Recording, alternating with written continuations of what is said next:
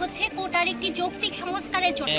ঠিক আছে, কিন্তু আমাদের শান্তিপূর্ণ আন্দোলনে যেভাবে ছাত্রলীগ বা পুলিশ, বিজিবি বা সেনাবাহিনী আমাদের সাধারণ মানুষের ওপর হত্যাযজ্ঞ চালায় এবং দেশে গত 19 তারিখ আমাদের সারা দেশে ইন্টারনেট বন্ধ করে যে গণহত্যা চলেছে, আমাদের এখন দাবি শুধুমাত্র কোটা সংস্কার না। আমরা জানি কোটা সংস্কারের রায় দিয়ে দিয়েছে, কিন্তু যেহেতু এতগুলো ভাই আমাদের শহীদ হয়েছে এবং এত সাধারণ মানুষ, ছোট বাচ্চারা নিহত হয়েছে, আহত হয়েছে এবং হাজার হাজার গ্রেফতার হচ্ছে দেশে নিরপরাধ মানুষরা, তো আমরা আমাদের শিক্ষার্থীদের দাবি এখন 9টা এবং আপনারা ইতিমধ্যে সবাই সেই 9 দফা দাবি সম্পর্কে অবগত।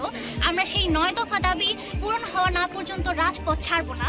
এবং যেহেতু আমরা এটা কোনো রাজনৈতিক আন্দোলন না, তাই একটা নেতা বা কারো কোনো সমন্বয়কের উপর এই আন্দোলন নির্ভর করবে না। আমরা জানি যে কেন্দ্রীয় সমন্বয়কদের টিভি অফিসে জিম্মি করে তাদেরকে দিয়ে আন্দোলন প্রত্যাহার করা হয়েছে এবং আমরা সাধারণ শিক্ষার্থীরা সেই প্রত্যাহারকে মানি না এবং সেটাকে প্রত্যাখ্যান করেছি। আমরা সবাই এখন এক একজন সমন্বয়ক।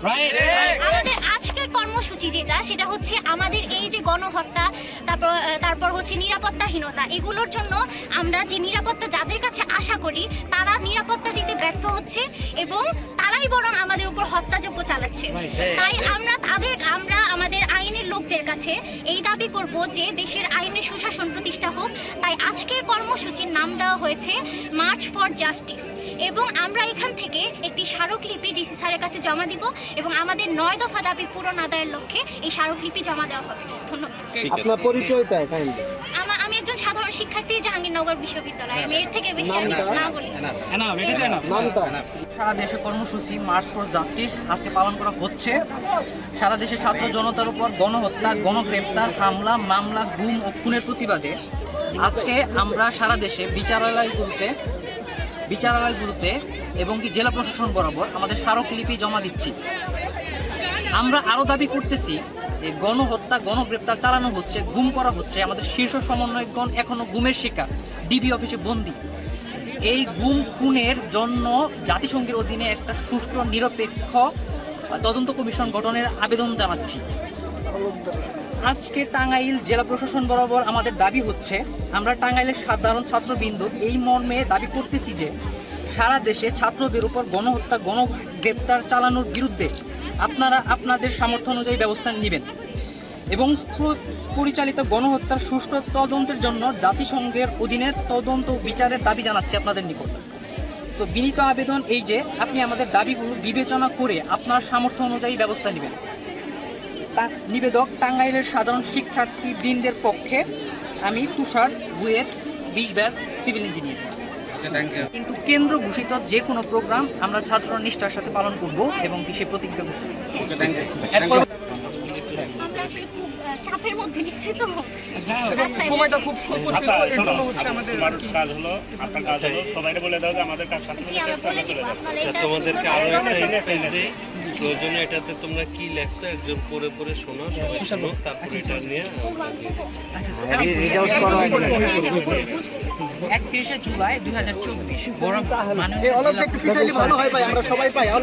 ছাত্রদের 9 দফা দাবি আদায়ের লক্ষ্যে সাধারণ ছাত্রবৃন্দ এই মর্মে প্রত্যয়ন করতেছি যে সারা দেশের ছাত্রদের উপর গণহত্যা, গণগ্রেপ্তার চালানোর বিরুদ্ধে আপনাদের সামর্থ্য অনুযায়ী ব্যবস্থা নেওয়ার দাবি জানাচ্ছি এবং পরিচালিত গণহত্যার সুষ্ঠু তদন্তের জন্য জাতিসংঘের অধীনে তদন্ত বিচারের দাবিতে তদন্ত কমিশন গঠনের আবেদন জানাচ্ছি। বিনীত আবেদন, আমাদের দাবিগুলো বিবেচনা করে আপনারা আপনাদের সামর্থ্য অনুযায়ী ব্যবস্থা নেবেন।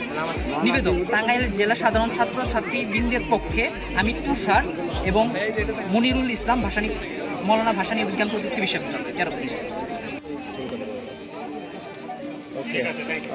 যেহেতু আমাদের টাঙ্গাইল শান্তিপূর্ণ হচ্ছে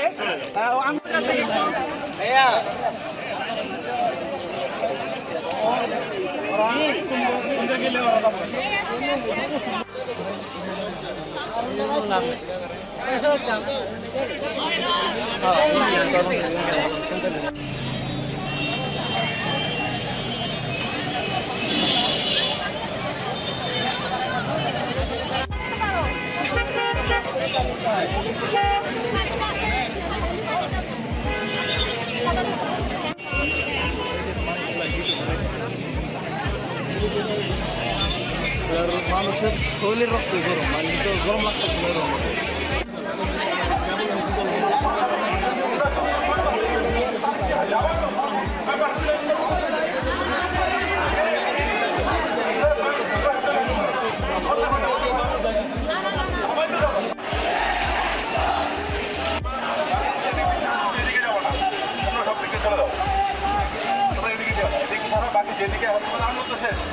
তোমাদের কথা মতো আমরা কিন্তু সব বেরিয়ে ওদের মধ্যে তোমরা কষ্ট করতেছ আমরা বাড়িতে পাঠাচ্ছি ঠিক আছে সবাই এদিকে চলে যান এদিকে আমরা না করতেছি তোমাদের সিকিউরিটি করার চিন্তা করি তোমরা এদিকে চলে যাবেন হ্যাঁ ঠিক আছে ছোট ভাইরা তোমরা ধন্যবাদ তোমরা আমাদের কথা শুনেছ তোমরা কোনো বিশৃঙ্খলা করো নাই এখন তোমরা সুন্দর করে বাড়িতে চলে যাও যাদের মতো ঠিক আছে ঠিক আছে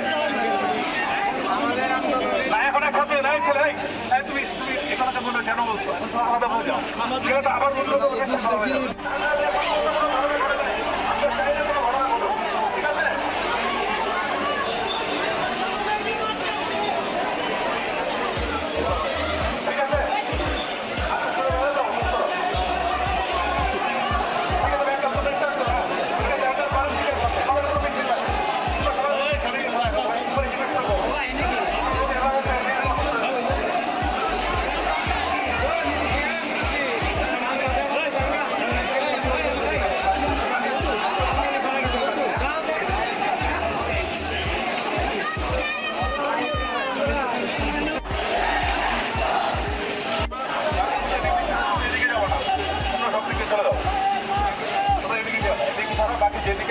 তোমাদের কথা মতো আমরা কিন্তু সব বেরিয়ে ওদের মধ্যে তোমরা কষ্ট করতেছ আমরা বাড়িতে পাঠাচ্ছি ঠিক আছে সবাই এদিকে চলে যান এদিকে আমরা না করতেছি তোমাদের সিকিউরিটি করার চিন্তা করি তোমরা এদিকে চলে যাবেন হ্যাঁ ঠিক আছে ছোট ভাইরা তোমরা ধন্যবাদ তোমরা আমাদের কথা শুনেছ তোমরা কোনো বিশৃঙ্খলা করো নাই এখন তোমরা সুন্দর করে বাড়িতে চলে যাও যাদের মতো ঠিক আছে ঠিক আছে